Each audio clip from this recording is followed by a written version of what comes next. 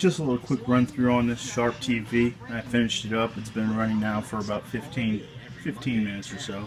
Maybe not quite that long, but it hasn't shut down.